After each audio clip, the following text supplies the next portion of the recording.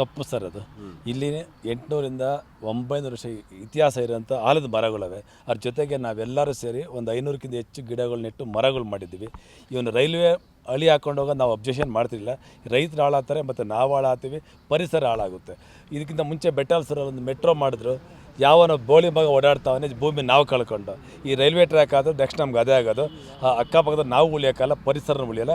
ಯಾವುದೇ ಕಾರಣಕ್ಕೂ ಇಲ್ಲಿ ರೈಲ್ವೆ ಹಳಿ ಹೋಗೋದಕ್ಕೆ ನಾವು ಯಾರು ಬಿಡೋಕ್ಕೆ ರೆಡಿ ಇಲ್ಲ. ಈಗ ಈ ಪರಿಸರದ ಬಗ್ಗೆ ಸ್ವಚ್ಛತೆ ಮಾಡಿದ್ರಿ ನೀವು ಸರ್? ಇದು ಸ್ವಚ್ಛತೆ ಯಾಕೆ ಮಾಡೋದು ಅಂದರೆ, ಇದು ಭೂಮಿ ನಮ್ಮದು, ಈ ಪಾರ್ಕ್ ನಮ್ಮದು, ಈ ಊರು ನಮ್ಮದು. ನಾವು ಇಲ್ಲಿ ಬರೋ ಅಂತ ಕುಂತ್ಕೊಂಡು ಹೋಗಿದ್ದು ನಾವು ಚಿಂತೆ ಮಾಡ್ತಿರಲಿಲ್ಲ. ಇಲ್ಲಿ ಬಂದು ಡ್ರಿಂಕ್ಸು ಬೇಡದಿಂಥ ವಸ್ತುಗಳೆಲ್ಲ ತುಂಬ ಇತ್ತು. ಎಲ್ಲ ರೈತರು ಮನವಿ ಮಾಡಿ ಒಟ್ಟಾಗಿ ಹೆಸರೆಲ್ಲ ಸ್ವಚ್ಛತೆಗೊಳಿಸ್ತೀವಿ ಸರ್. ನಿಮ್ಮ ಹೆಸರು? ಸರ್ BM ಶ್ರೀನಿವಾಸ ಮೂರ್ತಿ, ಬೆಟ್ಟಾಲ್ಸರ್ ಆಶ್ಚರ್ಯ ವಸ್ತು ಟ್ರಸ್ಟ್.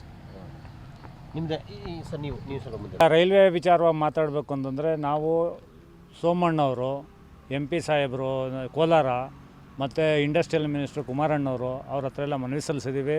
ಅವರು ಎಲ್ಲರೂ ಹೇಳಿದ್ದಾರೆ, ಪಾಸಿಬಿಲಿಟಿ ಏನೇನಿದೆ ನಾವು ಒಳ್ಳೇದು ಕೆಲಸ ಮಾಡ್ತೀವಪ್ಪ ಅಂತ ಹೇಳಿದ್ದಾರೆ, ಬಾಯಿ ಮಾತಿನಲ್ಲಿ ಹೇಳಿದ್ದಾರೆ. ಪಾಪ ಕೋಲಾರ MP ಅವರು ಬಾಬು ಅವರು, ಮಲ್ಲೇಶ್ ಬಾಬು ಅವರು ಈ ಯೋಜನೆ ನನಗೆ ಗೊತ್ತಿರಲಿಲ್ಲ. ನನ್ನ ಏರಿಯಾದಲ್ಲಿ ಬರೋದನ್ನು ಏನು ಯೋಜನೆನೇ ಕೈ ಬಿಟ್ಬಿಡೋರಲ್ಲ, ನಾನು ಅದ್ರ ಬಗ್ಗೆ ಏನು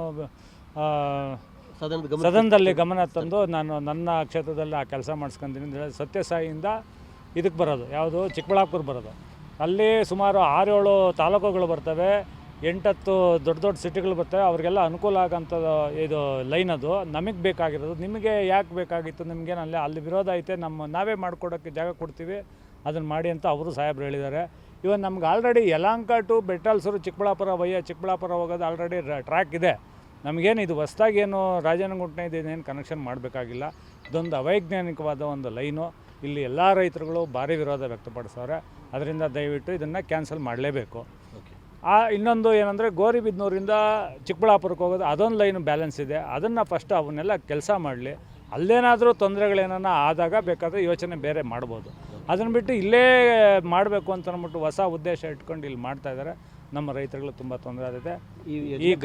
ಈ ಯೋಜನೆ ಖಂಡಿತ ಬೇಡ. ಕಸನೆಲ್ಲ ಯಾಕೆ ಕ್ಲೀನ್ ಮಾಡಿದ್ರಿ ಸರ್? ಯಾಕೆ ಕ್ಲೀನ್ ಮಾಡಬೇಕು? ಇವತ್ತು ನಾವು ಇಲ್ಲಿ ಉದ್ಯಾನವನ ಮಾಡಬೇಕಾದ್ರೆ ಒಂದು 4 ವರ್ಷದ ಹಿಂದ್ಗಡೆ ತುಂಬ ದೊಡ್ಡ ಹೋರಾಟಗಳಾಯಿತು, ಕಂಪ್ಲೇಂಟ್ಗಳಾಯಿತು, ಗಲಾಟೆಗಳಾಯಿತು, ಕೇಸುಗಳೆಲ್ಲ ಬುಕ್ ಆಯಿತು.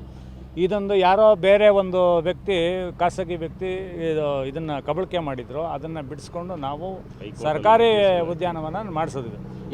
ಎಷ್ಟು ಬೆಲೆ? 3 ಎಕರೆ 39 ಗುಂಟೆ. ಒಟ್ಟು ಏನಿಲ್ಲ ಅಂದರೆ ಇವತ್ತು 100 ಕೋಟಿ ರೂಪಾಯಿ ಆಸ್ತಿ. ಇವತ್ತು 100 ಕೋಟಿ ರೂಪಾಯಿ ಆಸ್ತಿ ನಾವು ಉಳಿಸಿದ್ವಿ. ಅದಕ್ಕೆ ಮೊನ್ನೆ ನಾವು ಗ್ರಾಮ ಪಂಚಾಯತಿ ಮೆಂಬರ್ಗಳಿದ್ದಾಗ ನಮ್ಮ ಮಿಸಸ್ ಮೆಂಬರ್ ಇದ್ದರು, ಇವ್ರ ಮಿಸಸ್ ಅಧ್ಯಕ್ಷರಾಗಿದ್ದರು. ಆ ಟೈಮಲ್ಲಿ ಒಂದು ಕೆರೆ ಕುಂಟೆ ಮಾಡಿಸಿದ್ವಿ. ಅದಕ್ಕೊಂದು 12 ಲಕ್ಷ ರೂಪಾಯಿ ಖರ್ಚು ಮಾಡಿ, ನಮ್ಮ ಗ್ರಾಮ ಪಂಚಾಯತಿಯಿಂದ 12 ಲಕ್ಷ ರೂಪಾಯಿ ಖರ್ಚು ಮಾಡಿ ಕೆರೆ ಕುಂಟೆ ಮಾಡಿಸಿದ್ವಿ. ಅದು ಇವತ್ತು ಮುಳುಗೋಗೋ ಸ್ಟೇಜಿಗೆ ಬಂದಿದೆ.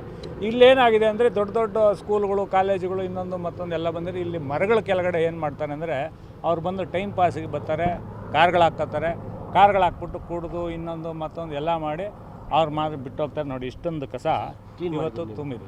ಯಾರೋ ಮಾಡೋದು ಗಲೀಜನ್ನ ನೀವು ಕ್ಲೀನ್ ಮಾಡಿ, ನಾವು ಮಾಡಲೇಬೇಕು. ನಮ್ಮೂರು ನಾವು ಉಳಿಸ್ಕೋಬೇಕಲ್ವಾ.